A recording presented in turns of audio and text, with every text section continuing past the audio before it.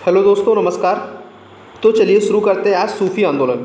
ठीक है, ये छोटा सा टॉपिक मैंने उठाया है जिसमें से हर साल एक क्वेश्चन घूम फिर कर आ ही जाता है। बहुत छोटा टॉपिक है, 10 से 15 मिनट की वीडियो में आपको 1 से 2 क्वेश्चन फिक्स श्योर शॉर्ट सही होते हैं तो क्या जाता है। तो इसलिए टॉपिक मैंने उठाया है।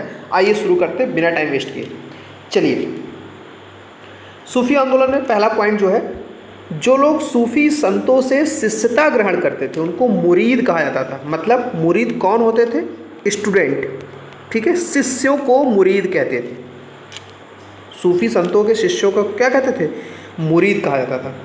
सूफ़ी जिन आश्रमों में रहते थे उस आश्रम को क्या कहते थे? तो मठ कहते थे या खानकाह कहते थे। खान साहब जहाँ रहते थे तो उसे खानकाह या मठ कहते थे। 2 पॉइंट हो गए।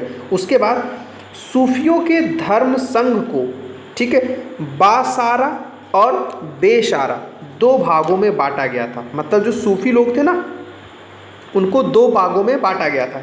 ऐसे सूफी जिनको बासारा कहा जाता था और ऐसे सूफी जिनको बेसारा कहा जाता था। अब बेसारा क्या थे? बेसारा ऐसे थे जो इस्लाम के सिद्धांतों से बंधे हुए नहीं थे, उनको बेसारा कहते थे, है ना। जैसे कहते हैं कि बिना शरीयत का, मतलब शरीयत के लॉ को, मुस्लिम लॉ को जो नहीं मानते थे, उससे बंधे हुए नहीं थे, उनको बेसारा कहते थे। जो बंधे हुए थे, मतलब जो मानते थे, उनको बासारा कहते थे। ठीक है, जो इस्लामी सिद्धांतों के समर्थक थे उनको क्या कहते थे? बासारा।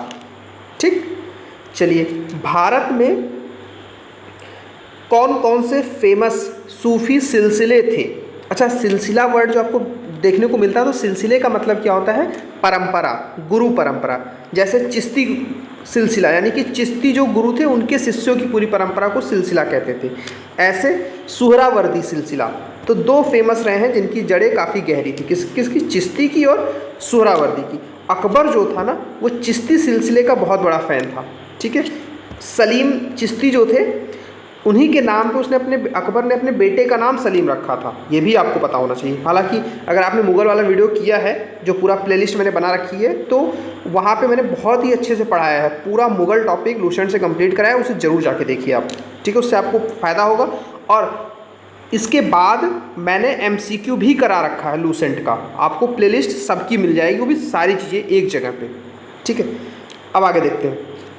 1192 में मोहम्मद गौरी ने ख्वाजा मोइनुद्दीन चिश्ती को भारत लाने में मदद किया था। ठीक है, मतलब 1192 में गौरी के साथ ही जो ख्वाजा मोइनुद्दीन चिश्ती थे वो भारत आए थे और इन्होंने यहाँ चिश्ती परंपरा की शुरुआत की थी, है ना, चिश्ती सिलसिले की शुरुआत की थी। अब चिश्ती परंपरा का मुख्य केंद्र कहाँ है? अजमेर में, राजस्थान के अंदर। चिश्ती परंपरा के कुछ अन्य जो संत हैं उनमें निजामुद्दीन औलिया, बाबा फरीद, बख्तियार काकी, शेख बुरहानुद्दीन गरीब। बाबा फरीद जो है वो बख्तियार काकी के शिष्य थे। ये सारे पॉइंट जो है ना, ये PYQ हैं।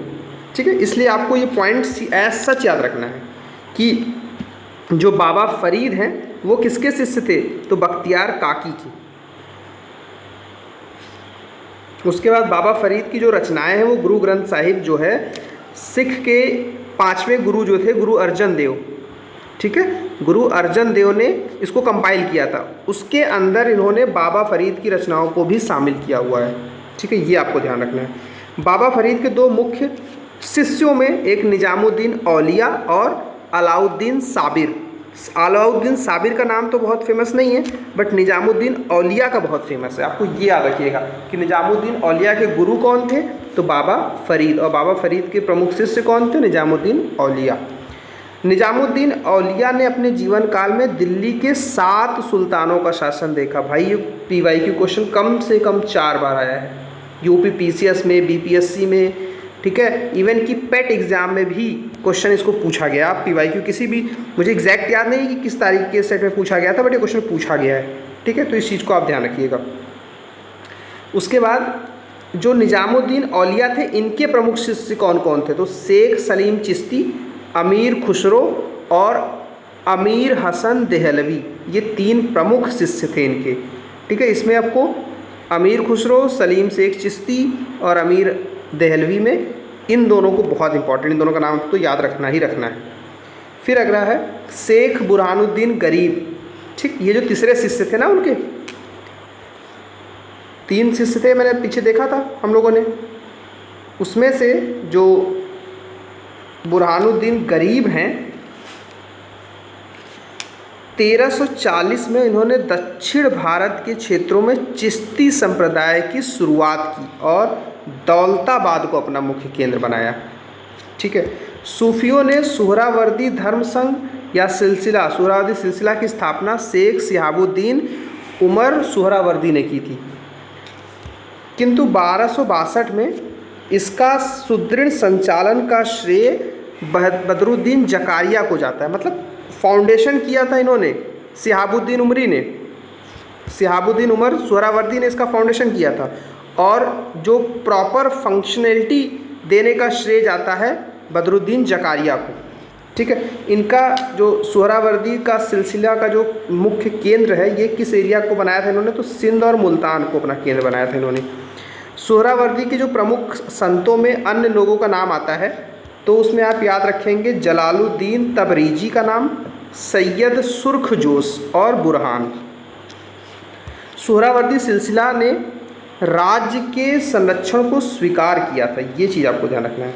जैसे 3-4 सिलसिले का नाम दे दें, उसमें से अगर आपको ये करना हो कि किस सिलसिले ने राज्य का संरक्षण स्वीकार किया, तो सुहरावर्दी ने किया था। ऐसे याद रखिए ना, ये वर्दी पहनते थे, और वर्दी कौन पहनेगा, जो राज्य द्वारा दी गई वर्दी थी उसको पहनते थे, मतलब स्वीकार किया था, है ना।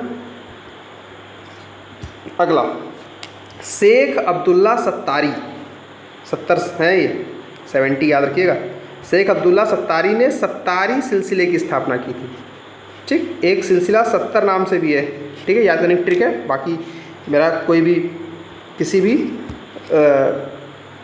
धर्म का मजाक उड़ाने का कोई भी मकसद नहीं है, बस चीज़ आपको याद हो जाए फन में, बस इसलिए बोल रहा हूँ।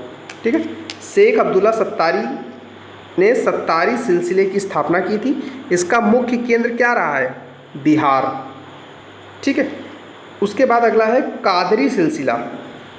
कादरी सिलसिला की स्थापना सैयद अब्दुल कादिर अल जिलानी ने की थी, जो कि बगदाद में शुरुआत किया गया था उसका। ठीक है, तो कादरी सिलसिला की बात आए तो उसको अल जिलानी साहब ने किया था। कहाँ किया था, बगदाद में किया था। भारत में इस सिलसिला के प्रवर्तक माने जाते हैं मोहम्मद गौस, और इस सिलसिले के यानी कि कादरी सिलसिले के अनुयायी गाने बजाने के विरोध में थे। ठीक है, मतलब संगीत को दूर रखते थे वो, और ये लोग शिया मत के विरुद्ध थे। ठीक, राजकुमार दारा जो शाहजहां का बड़ा बेटा था, उसने कादरी सिलसिले के मुल्ला शाह के शिष्य पद को स्वीकार किया था। मतलब कि जो राजकुमार दारा थे शाहजहां के बड़े बेटे, वो कादरी सिलसिला के जो गुरु थे उनके शिष्य थे, मुल्ला शाह के। फिर अगला है नक्शबंदी धर्म संघ या फिर नक्शबंदी सिलसिला की स्थापना ख्वाजा अब्दुल्ला ने की थी। ठीक है, भारत में इस सिलसिला की स्थापना ख्वाजा बकी बिल्ला, ठीक है, ख्वाजा बकी बिल्ला ने की थी, और भारत में इसके व्यापक प्रचार का श्रेय बकी बिल्ला के शिष्य अकबर के जो समकालीन थे शेख अहमद सरहिंदी को जाता है। ठीक है, अब आपको इम्पोर्टेंट क्या याद रखना है, ये शेख अहमद सरहिंदी ये किसके समकालीन थे, अकबर के। किसके शिष्य थे, बकी बिल्ला के। किस सिलसिला से बिलोंग करते थे ये, तो ये नक्शबंदी सिलसिला। ठीक, उसके बाद लास्ट टॉपिक है इस टॉपिक का लास्ट पॉइंट है जो फिरदौसी सुहरावर्दी सिलसिला था। मतलब इसका भी जैसे फिरदौसी जो है वो एक सब क्लासिफिकेशन है सुहरावर्दी का। ठीक, उसकी शाखा है जो बिहार एरिया में काम कर रहा था। इस सिलसिले को शेख शरीफुद्दीन याहिया ने फेमस किया, और याहिया ख्वाजा निजामुद्दीन के शिष्य थे। जो याहिया थे वो निजामुद्दीन औलिया के शिष्य थे। ठीक है, तो ये बस मतलब 1.5 पेज का है मुश्किल से सूफी आंदोलन, और इसमें से क्वेश्चन घुमा घुमा के आते हैं। तो देखिए, इसको याद करने का सिंपल तरीका वही है, आप 3 बार पहले तो वीडियो देखिए। ठीक, और तीसरी बार में क्या करिएगा, ईयरफोन लगाइएगा, आंख बंद कीजिएगा, और सिर्फ मेरी लैंग्वेज को सुनिएगा, आवाज़ को सुनिएगा। जो कीवर्ड्स मैंने बोले हैं उसको आप दिमाग में सोचिएगा, ठीक, और उसको पेज पे लिखिएगा रफ की तरह। और चाहे तो वीडियो को आप, मैं बहुत ही आराम से पढ़ाता हूँ, तो आप 1.5 या 2 पे भी देखेंगे तो आराम से आपको समझ में आ जाएगा, ठीक है। वर्ड्स क्लियर हैं तो कोई दिक्कत नहीं आने वाली। सो सूफ़ी के बाद आगे हम भक्ति आंदोलन करेंगे। इस तरह करके पूरी लुसेंट कंप्लीट करना अपना टारगेट है। तो बस इस वीडियो को लंबा नहीं करते हैं। So thank you very much. Channel को सब्सक्राइब कर लीजिएगा और फीडबैक जरूर दीजिएगा। Thank you.